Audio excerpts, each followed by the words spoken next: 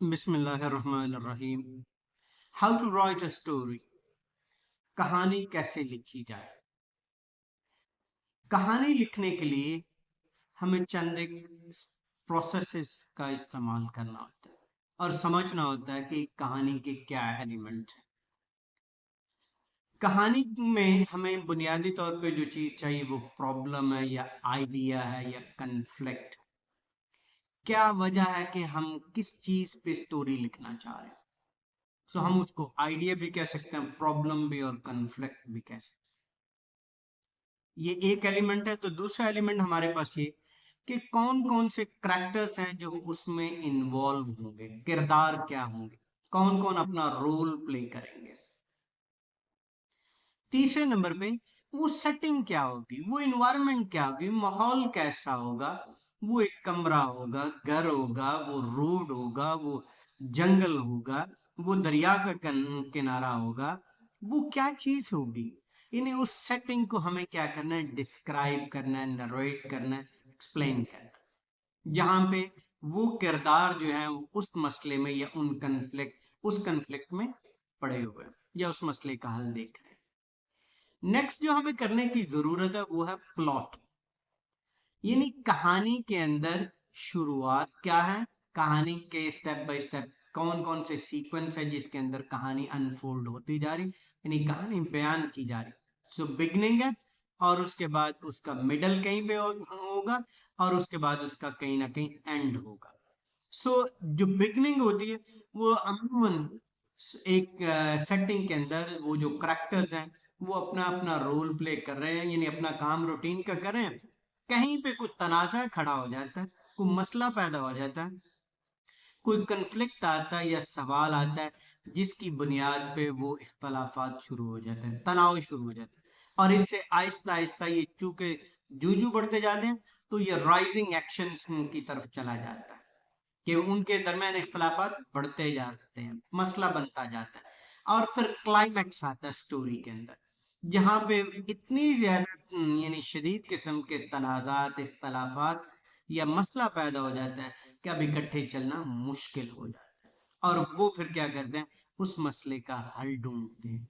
और ढूंढने के लिए वो क्या करते हैं, डाउनफॉल यानी हमारा वो जो एक्शन है वो आहिस्ता आहिस्ता फॉल की तरफ आना शुरू हो जाता है, यानी गिरने की तरफ। और आहिस्ता आहिस्ता वो रेजोल्यूशन पे चले जाते हैं, यानी जहाँ पे उस मसले का हल देख लिया जाता है और उससे कोई ना कोई मॉरल लेसन या फिर कोई लेसन डेवलप होता है। तो इस तरह हमारे पास कोई, अगर ब्रीफली कहा जाए तो ये कि प्रॉब्लम और सॉल्यूशन क्या है और उसके साथ साथ उसमें करैक्टर्स और उसकी सेटिंग क्या है। लेकिन अगर इसको थोड़ा सा जरा डिस्क्राइब किया जाए और तो इसके अंदर जो तरतीब बना लें वो रख लें कि प्रॉब्लम क्या है और उस प्रॉब्लम में कौन कौन से करैक्टर्स इन्वॉल्व हैं और उसकी सेटिंग क्या है और उसके बाद प्लॉट क्या है जिसको हम राइजिंग एक्शंस कहते हैं, क्लाइमेक्स कहते हैं और फिर फॉल ऑफ एक्शंस कहते हैं। ये कहाँ पे हो रहा है, ये किस तरह चीजें अनफोल्ड हो रही हैं। तो हमें क्या करना है, इस जगह को बयान करना है। और यही वो जगह है जहाँ पे एक राइटर अपनी जो ऑडियंस है उसको एंगेज करता है और वो एंगेजिंग कंटेंट देता है, यानी अपने डायलॉग के जरिए सिचुएशन के मुताबिक वो उनके साथ लिंक करता है, जोड़ता है। यानी बिगनिंग क्या, मिडल क्या और एंड क्या है। और यहीं पे वो कोशिश करता है कि ज्यादा से ज्यादा जो चीज है उसको शो अप किया जाए, उसको ऑडियंस को एंगेज किया जाए। और जब एंगेज करेंगे तो जाहिर बात है वो आपके लिसनर आपकी तरफ माइल होंगे, वो चाहे रीडर हो, लिसनर हो। और एट द एंड आप क्या करते हैं, उस स्टोरी को अच्छे कलमात में, अच्छे डायलॉग में यानी एंड करते हैं और उससे कोई ना कोई लेसन डिराइव करते हैं। तो इस तरह एक जो स्टोरी है वो चाहे सच्ची कहानी हो, चाहे अफसानवी यानी मनगढ़ंत झूठी कहानी हो, लेकिन वो कहानी जो है वो अपने जो लर्नर्स हैं, वो अपनी जो ऑडियंस है उनके ऊपर बहुत अच्छा इम्पैक्ट छोड़ेगी और उन्हें बहुत ज्यादा उनसे यानी अम्यूजमेंट मिलेगी, वो बहुत ज्यादा खुश होंगे, जॉय मिलेगी।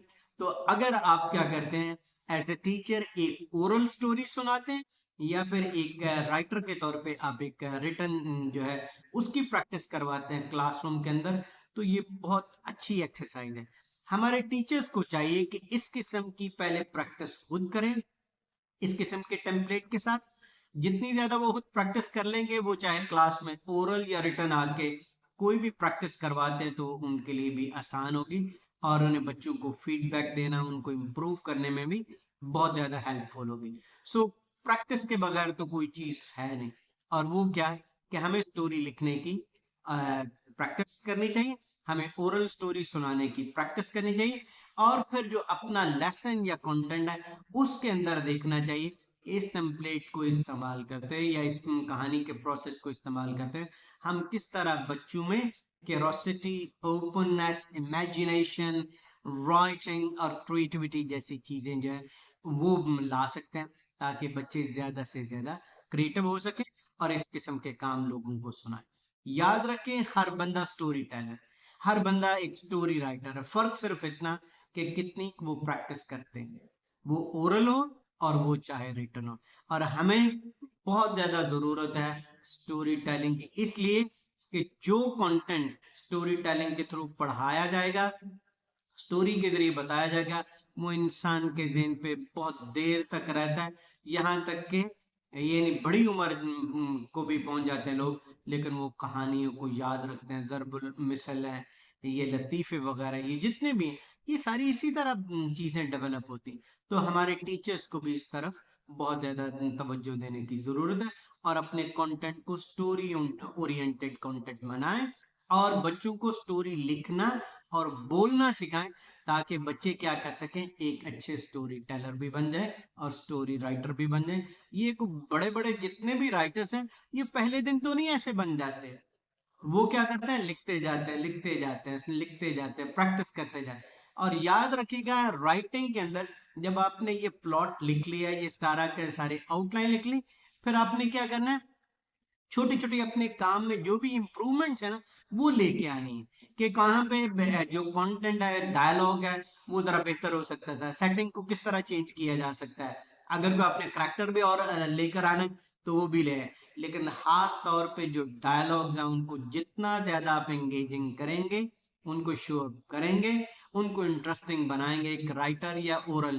टेलर के तौर पे, तो वो कहानी बहुत ही अच्छी होगी और कंटेंट ज़हनों के अंदर महफूज हो जाए।